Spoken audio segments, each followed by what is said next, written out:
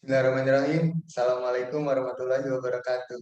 Izin memperkenalkan diri, nama saya Muhammad Pandu Putra Bangsawan dari kelas Manajemen Bisnis Syariah AE dengan nomor pokok mahasiswa 2051040284. Di sini saya akan mempresentasikan hasil kerja saya yang berjudul Potensi Sumber Daya Alam yang Tidak Dapat Diperbaharui dengan dosen pengampu Pak Alis Rahman Setionto.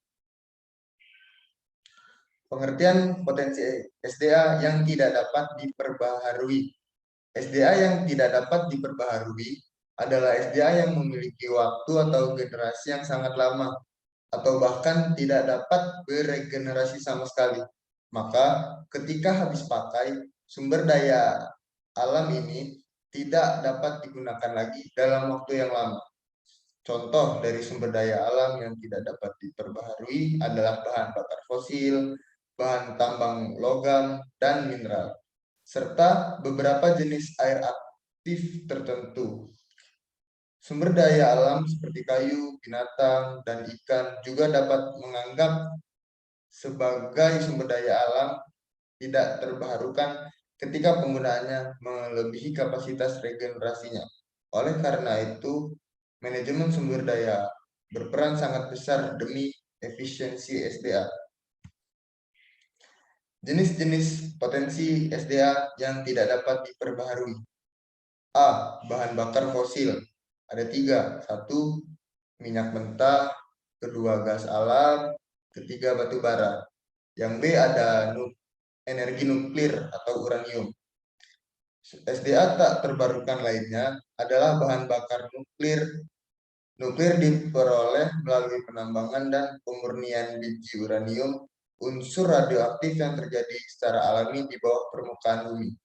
Uranium ditemukan dalam jumlah kecil, dan penambang sering mengumpulkan simpanan uranium untuk pemurnian dan pemurnian. Mineral tersebut menghasilkan tenaga melalui proses fusi nuklir dan menciptakan tekanan untuk menjalankan turbin, kemudian menghasilkan tenaga nuklir. Cara pengelolaan potensi SDA yang tidak dapat diperbaharui, itu SDA tidak terbarukan, perlu dikelola dengan memanajemen dengan baik demi efisiensi. SDA tidak terbarukan memiliki keterbatasan dalam penyediaannya terhadap kebutuhan manusia karena depositnya juga terbatas. Pemakaian berkesudahan tidak dapat diperoleh kembali dan juga tidak jarang menimbulkan dampak negatif, terutama bagi lingkungan dan kehidupan manusia. Peradaban kehidupan manusia dan keseimbangan lingkungan tidak dapat dipisahkan dari peran SDA tidak terbarukan. Bahkan dengan jenis SDA ini, ada saja negara, bangsa yang menekan, menindas, bahkan memerangi suatu negara dan bangsa lain dengan berbagai dalih yang pada akhirnya berujung pada naluri penguasaan SDA tidak terbarukan yang dimiliki oleh suatu kaum, negara, atau bangsa. Prinsip pengelolaan potensi SDA yang tidak dapat diperbarui.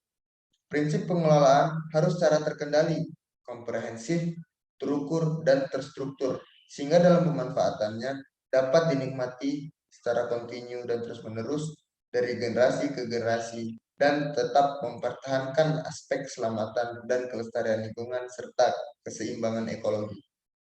Prinsip pengelolaan SDA baik terbarukan maupun yang tidak terbarukan jelas sudah diatur dalam Undang-Undang Dasar 1945 Pasal 33 Ayat 3 yang menyebutkan bahwa bumi, air, dan seluruhnya kekayaan alam yang terkandung di dalamnya dikuasai oleh negara dan dipergunakan untuk sebesar-besarnya bagi kemakmuran rakyat. Berdasarkan dengan konstitusi khususnya yang berlaku di negara kita, Indonesia, sangat jelas dalam pengelolaan SDA tersebut harus terencana, terkendali, dan terukur semata untuk kepentingan masyarakat.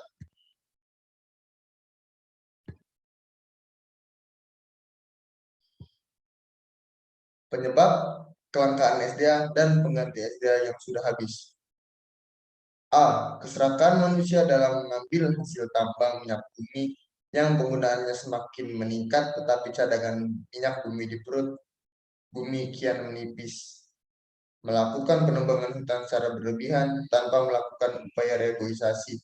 Hal ini cukup memprihatinkan karena hutan adalah paru-paru dunia. Pemburuan liar yang semakin marak menyebabkan beberapa jenis hewan terancam punah yang mengakibatkan tidak seimbangnya ekosistem. 4. Ada populasi manusia yang meningkat tajam. Dengan populasi manusia yang semakin meningkat, maka kebutuhan akan tempat tinggal dan pangan pun semakin meningkat. Ada peningkatan kualitas manusia menyebabkan banyak terdapat lingkungan yang kumuh, sangat merusak lingkungan yang diperparah dengan pembangunan pabrik yang tidak sesuai standar dan penggunaan kendaraan bermotor yang semakin meningkat. Upaya pemerintah untuk melestarikan lingkungan hidup. 1. Ada upaya pemerintahan untuk melestarikan lingkungan hidup, yaitu pemerintahan berkewajiban menumbuhkan dan mengembangkan kesadaran masyarakat akan pentingnya untuk menjaga, merawat, dan melestarikan lingkungan hidup. Dan upaya ini dilakukan pemerintah melalui penyuluhan, bimbingan, pendidikan, dan penelitian tentang lingkungan hidup. 2. Usaha pelestarian lingkungan hidup bersama pemerintah dan upaya pemerintah Indonesia untuk melestarikan lingkungan hidup mendapat dukungan dan tanggapan dari masyarakat luas dengan melakukan upaya-upaya pelestarian sumber daya alam dan lingkungan hidup sebagai berikut. Ada 3, yaitu 1. Pelestarian tanah, 2. Pelestarian air, sungai, dan danau, 3. Pelestarian udara. Sekian untuk presentasi saya, kurang lebihnya mohon maaf. Saya akhiri, wabillahi taufiq wal hidayah. Wassalamualaikum warahmatullahi wabarakatuh.